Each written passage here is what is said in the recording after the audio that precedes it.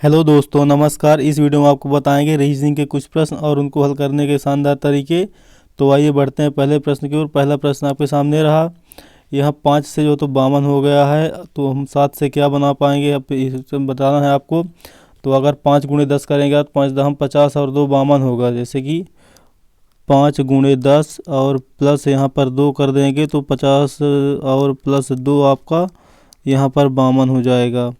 फिर अब देखते हैं यहाँ पर 7 से करते हैं तो 7 गुणा हम 10 करेंगे, 7 दहम 70 और प्लस 2 करेंगे तो 70 प्लस 2 हो जाएगा। तो आपका यहाँ पर 72। तो 72 ऑप्शन में आपके नहीं है, तो आपका यह जो आया था यह गलत हो गया।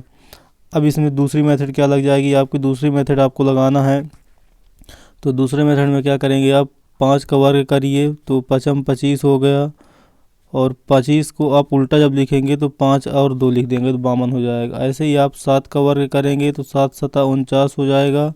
फिर 49 का आप उल्टा करेंगे तो 9 और 4 यानी 94 आपका हो जाएगा। 94 आपके इस प्रश्न का सही उत्तर होगा, जो कि आपके ऑप्शन नंबर यहाँ पर सी में है। तो आइए बढ़ते हैं अगले प्रश्न की ओर। अगला प्रश्न आपके सामने रहा।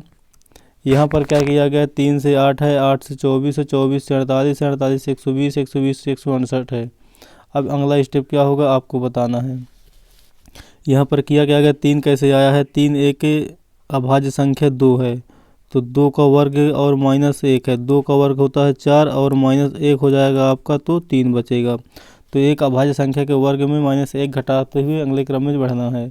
फिर 1 के बाद 3 होगा, तो 3 का वर्ग माइनस 1, तो 3 का वर्ग आपका हो जाएगा 9 और माइनस 1 करेंगे तो यहाँ पर 8 आपके सामने आ जाएगा।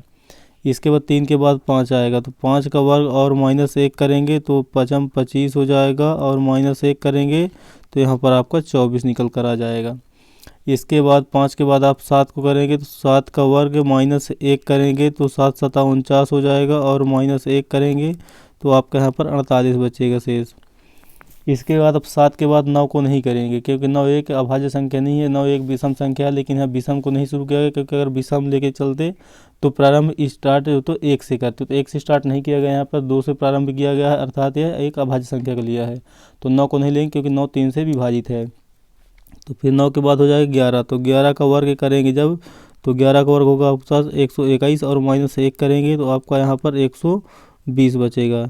इसके बाद क्या करना, 11 के बाद 13 का, तो 13 का वर्ग जब आप करेंगे तो 13 का वर्ग 169 हो जाएगा, और माइनस 1 करेंगे तो यहाँ पर आपका 168 आ गया।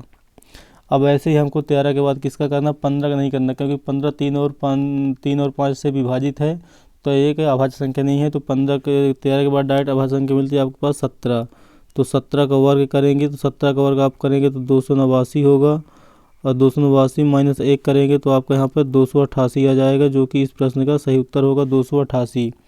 तो आपका यहाँ पर ऑप्शन नंबर बी सही हो जाएगा, 288 इस प्रश्न का सही उत्तर।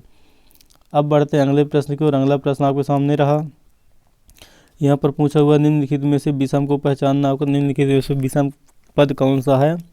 तो यहाँ पर किया क्या गया है, 9 और 8 का गुणा, यानी इकाई के 2 अंकों का गुणा कर देंगे आपस में, तो 9 8 72 यहाँ पर प्राप्त हो जाएगा।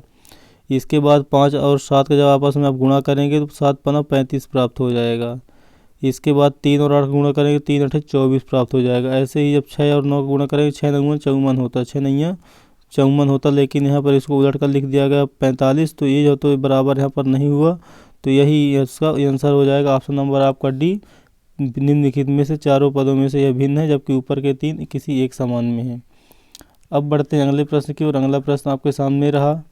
यहाँ पर दिया हुआ है निम्नलिखित में से विषम को पहचानना है आपको। तो यहाँ एल दिया हुआ और ओ दिया हुआ है, एल और ओ, यहाँ पर के और पी, यहाँ पर एच और डी, यहाँ पर वी और ई, तो एक दूसरे के अपोजिट समझ में आ रहे हैं। तो इनको आइए हम इनका प्लेस वैल्यू लिखते हैं, स्थान का इनका वैल्यू लिखते हैं, कितने कितने स्थान पर आते हैं। तो यहाँ पर जैसे देख रहे हैं आप, एल होता है जे के एल, तो एल आपका 12 में हुआ और ओ आपका 15 में होता है, तो 12 और 15 27। जब दो स्थानों के यानी दो अल्फ़ाबेट के स्थानों का योग अगर 27 हो जाए तो वह एक दूसरे के अपोजिट बने जाते हैं। और यहाँ पर के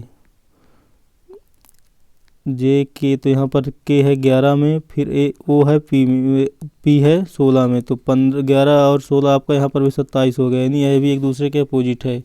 इसके बाद यहाँ पर देखिए भी, भी आपका है 22 में और ई है आपका 5 में, तो भी और ई आपका 22 और 5 27, ये दूसरे के ए भी अपोजिट हैं। अब यहाँ पर एच है, तो ई के बाद एफ है जे, एफ है आई जे, एच आई जे के। यहाँ पर एच की प्लेस वैल्यू क्या होगी आपके पास, ई होता है 5 में आपका, तो ई के बाद एफ आएगा, एफ है जी एच, यानी आपका यहाँ पर 5 6 7 8, 8 नंबर पर आएगा आपका एच, और यहाँ पर आपका डी आएगा 4 नंबर पे, तो 8 4 12, इसकी प्लेस वैल्यू 12 है। तो एक दूसरे के अपोजिट नहीं है और इनका योग जो तो 27 नहीं हो रहा है, इसलिए एक दूसरे के अपोजिट नहीं है। तो आपका यह ऑप्शन नंबर सी निम्नलिखित में से विषम हो जाएगा। अब बढ़ते हैं अगले प्रश्न की ओर। अगला प्रश्न आपके सामने रहा। यहाँ पर देखना है निम्नलिखित में से विषम को पहचानिए। तो निम्नलिखित विषम को पहचानना आपको, निम्नलिखित में से विषम कौन सा है।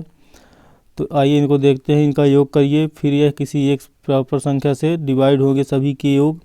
तो 6 5 11 और 11 8 19 और 2 21 है, ये 21 हो गए यहाँ से। फिर इनका 7 2 9, 9 4 13, 13 5 18, फिर यहाँ से 5 4 9, 6 15, 15 9 24 है, और यहाँ पे 8 3 11, 7 18, 4 22 है।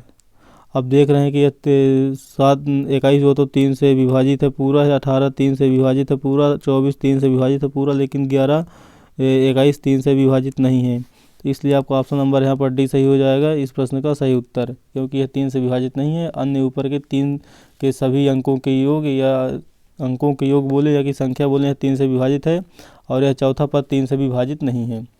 तो हमारे वीडियो का अंतिम रास्ता, आपको वीडियो कैसा लगा और वीडियो के प्रश्नों को हल करने का तरीका आपको कैसा लगा, आप हमें कमेंट में ज़रूर बताइए। अब मिलेंगे नेक्स्ट वीडियो में, तब तक के लिए जय हिंद जय भारत।